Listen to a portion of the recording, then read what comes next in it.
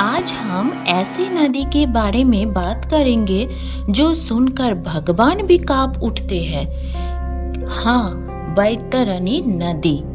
क्या होता है बैतरणी नदी? कैसे दिखता है बैतरणी नदी? ऐसा क्या कर्म करना पड़ता है जैसे हम बैतरणी पार कर सकते हैं? या कौन सा पाप कर्म करने से इंसान बैतरणी नदी में हमेशा हमेशा के लिए रह जाते हैं? बैतरणी नदी सिर्फ भयंकर नहीं है, बैतरणी नदी पार करने के लिए इंसान को सच्चाई और ईमानदारी, पुण्य का परीक्षा देना पड़ती है।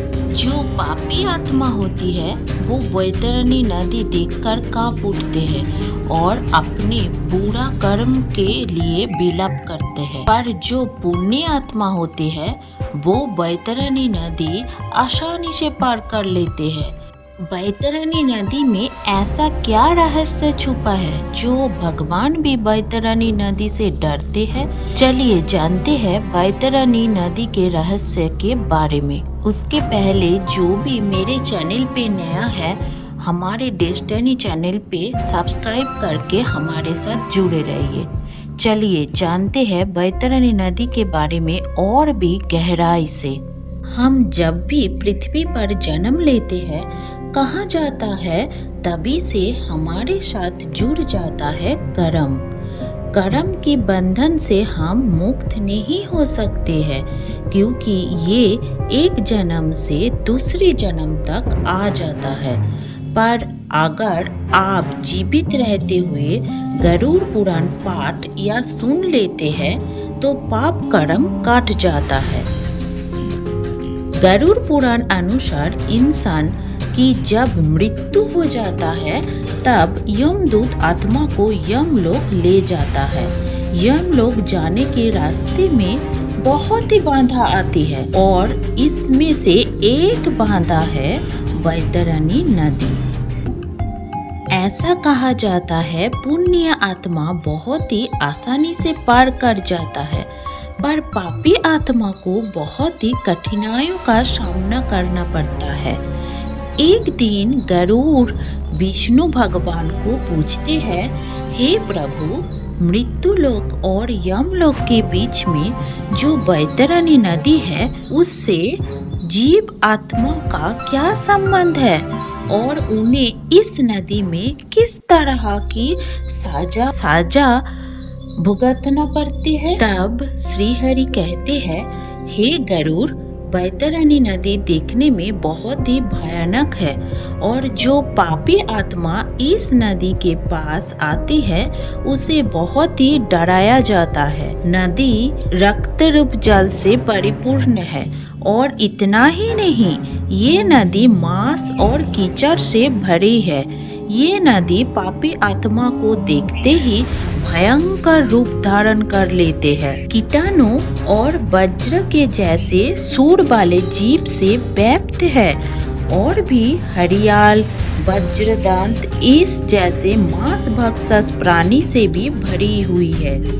और जब भी पापी आत्मा नदी में प्रवेश करता है और नदी 12 सूरज के गर्मी जैसे गर्म हो जाता है, उस भयंकर ताप से पापी आत्मा चिल्लाता हुए विलाप करने लगता है और चिल्लाकर अपनों को बुलाता है और अत्यधिक गर्मी के वजह से नदी के इधर उधर भागते रहते हैं और जब गर्मी बर्दाश्त नहीं होती तब कीचड़ भरा हुआ नदी में डुबकी लगाती है। भगवान गरुड़ जी को बोला, हे गरुड़, कुछ आत्मा को हमेशा के लिए ये नदी में रहना पड़ता है। जो आत्मा इस तरह की पाप किया है, जो आत्मा गुरु, माता, पिता और अन्य जन को अपमान किया है, उसे ये महानदी में रहना पड़ता है। इसके अलावा जो इंसान अपने जीवन काल में अपने पवित्रता, सुशीला और धर्मपरायण स्त्री का त्याग किया है उस पापी आत्मा को सदाई के लिए ये महाघिलौना नदी में रहना पड़ता है। और जो स्त्री अपने पति के साथ छल करते हैं, पति का वध करते हैं, वो ये नदी में हमेशा के लिए रहते हैं। और साथ ही किसी का खेत में, घर में आग लगाने वाला, झूठी गवाही देने वाला, मादक पीने वाला, यज्ञ का विध्वंस करने वाला, पराई पत्नी के साथ संबंध बनाने वाला, कथा में विघ्न करने वाला, किसी का वस्तु का अपहरण करने वाला, खेतों की मेड़ और सेतु का तोड़ने वाला, दूसरे को पत्नी को प्रदर्शन करने वाला, प्रेयसी गाय की बावली को तोड़ने वाला, कपिला का दूध पीने वाला, मांस भोजी ब्राह्मण कन्या के साथ व्यभिचार करने वाला, इसे सब इंसान मरने के बाद बैतरणी नदी में हमेशा के लिए वास करते हैं। इन सब के अलावा अहंकारी, अपनी झूठी प्रशंसा करने वाला, गर्भपात कराने वाला आत्मा बैतरणी में निवास करता है। इस पापी आत्मा से जो अपने जीवन काल में दान किया है, कुछ समय के बाद उस आत्मा को यमदूत द्वारा निकाल दिया जाता है। इसलिए सबको अपने जीवन रहते हुए दान करना चाहिए। जो व्यक्ति अपने जीवन में गोदान किया है ब्राह्मणों को, उसे भी बैतरणी नदी के यातना से मुक्ति मिल जाता है। कहा जाता है गोदान करने से वो व्यक्ति मृत्यु के बाद वो गाय का पूंछ पकड़ के बैतरणी पार हो जाता है।